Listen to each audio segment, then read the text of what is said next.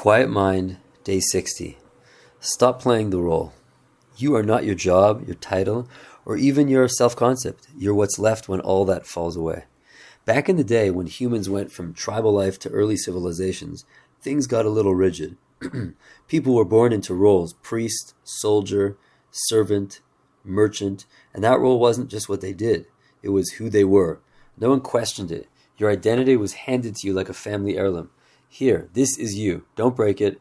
Only a few rare souls ever saw through the illusion that these labels were just masks, not the true self underneath. Fast forward to today, while we have more freedom and flexibility, many of us are still playing roles. The only difference, we're often confused about which role we're supposed to play. People say things like, "I don't know who I am anymore," and they panic. But that's actually great news, because not knowing who you are means you're on the brink of something real. Confusion isn't a problem. It's the belief that you should know who you are that creates the anxiety. Let go of the need to define yourself, and suddenly confusion disappears, replaced by a strange, peaceful clarity. Yes, people have different functions in life. We're not pretending a dentist and a dancer do the same thing. But the moment you identify with your function, when it becomes your identity, you're no longer present. You're playing a part in a play you don't even know you're in. When that happens, you can't relate to people authentically anymore. You see them as roles too: patient, waiter, boss, child, not as human beings. This role-playing gets embedded in all kinds of social structures. In the military, in corporations, in governments, you become your title. And once you're lost in a role, real connection is nearly impossible. You become less alive, more mechanical. Interactions feel hollow, robotic. The roles are speaking to each other, not the people behind them. Even everyday personas like the macho man, the cultured intellectual, the suffering artist, or the adult who always needs to be serious are just social costumes. They give a fragile sense of identity, but they also flatten your humanity. That's why joy, spontaneity, and ease feel so rare, because they don't fit inside the role.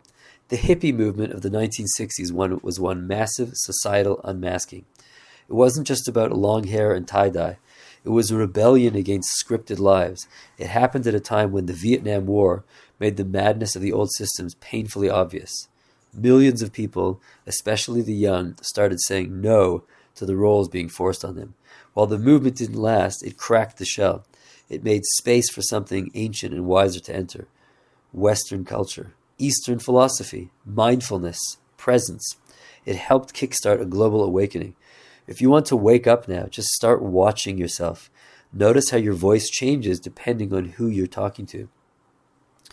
See if you play the role of customer in a store, professional in a meeting, or adult with children.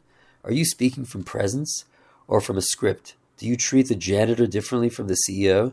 If so, you're not relating to them. You're relating to your idea of them. And chances are they're doing the same thing. Most human interactions are just mental images talking to each other. My role talks to your role. My story relates to your story. It's all surface level, all fiction.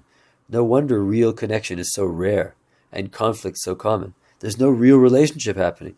But if you can become aware of this, if you can see the role while you're playing it, you create space. That space is your freedom.